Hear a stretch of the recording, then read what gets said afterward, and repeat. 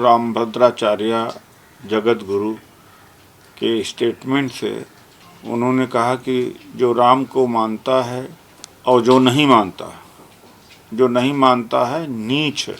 हिमंता बिस्वा शर्मा जो आसाम के chief minister थे, उन्होंने अपने एक्स पर लिखा, शूद्रों का कर्तव्य है सवर्णों की सेवा करना।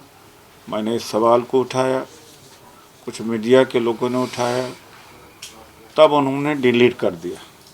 उनके गुरु प्रधानमंत्री मोदी जी 2007 में एक किताब लिखते हैं कर्मयोग, जिसमें कहते हैं कि सफाई करने वाला, मैला ढोने वाला व्यक्ति अध्यात्म को प्राप्त कर चुका है, कि मनवाद लौट रहा है। आज एक बहुत बड़ा सवाल देश के सामने है। अगर उसमें कहा जाए कि 500 वर्ष बाद मनुवाद की वापसी हो रही है, तो उसका उनके प्रमाण है।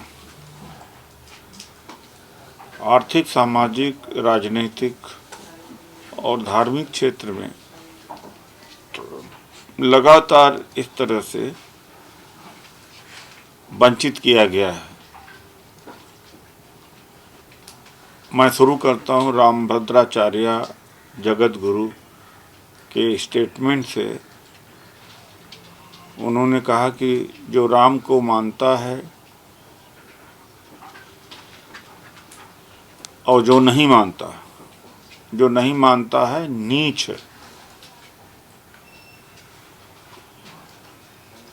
तो रविदास की परंपरा, फूले साहू, डॉक्टर अंबेडकर, नारायण गुरु,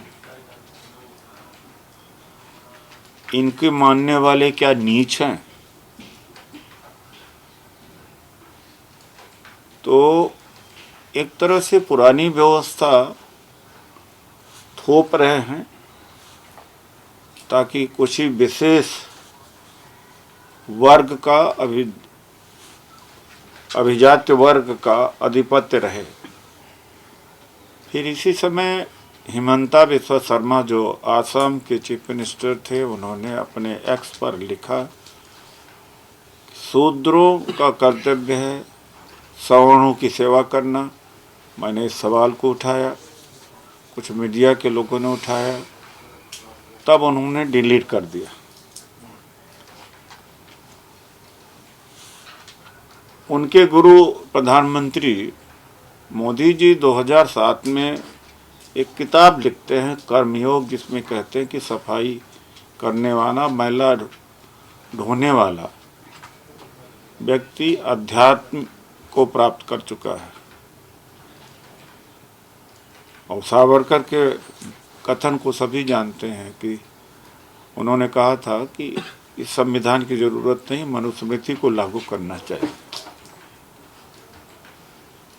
और राष्ट्रपति मुर्मू जी को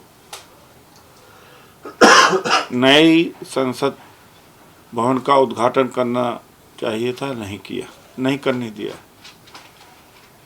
और उसके बाद जब संसद में प्रवेश कर रहे थे मोदी जी और उनके मेहमान एमपीज, तब भी मुर्मू जी को नहीं शामिल किया गया।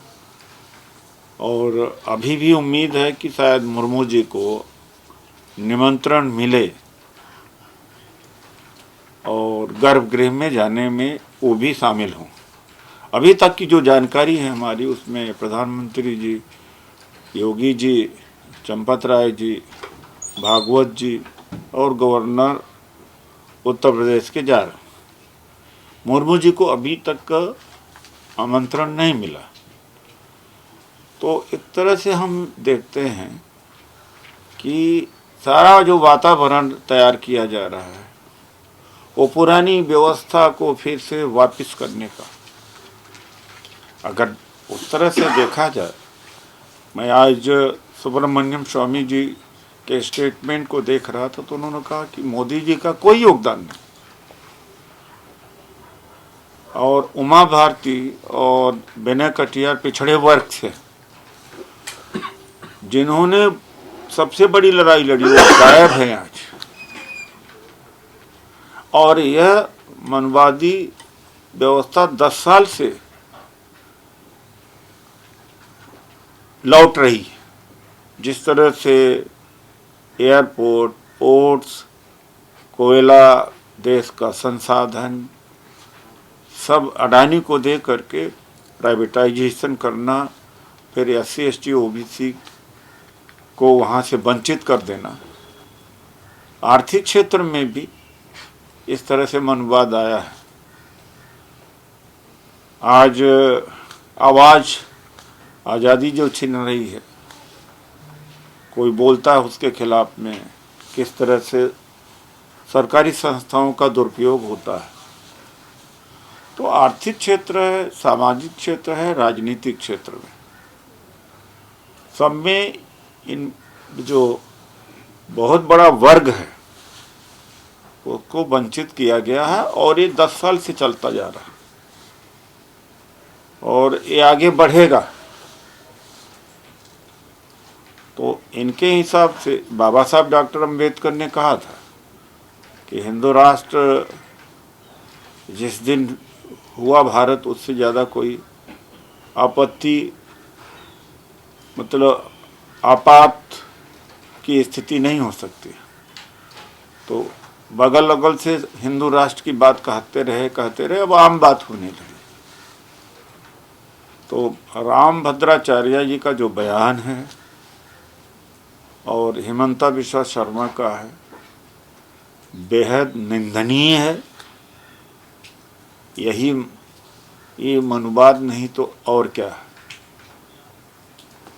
आज के हमारे प्रेस वार्ता का विषय यही है कि मनुवाद लौट रहा है। धन्यवाद। नेशनल दस्तक की आपसे गुजारिश है कि अगर इसको बचाना चाहते हैं तो नेशनल दस्तक को सब्सक्राइब करने के लिए रेड कलर के सब्सक्राइब बटन को दबाएं, फिर बेल आइकन की घंटी दबाएं। नेशनल दस्तक को बचाने के लिए बहुत ज़रूरी है कि हर खबर को शेयर करें, लाइक करें, कमेंट जरूर करें।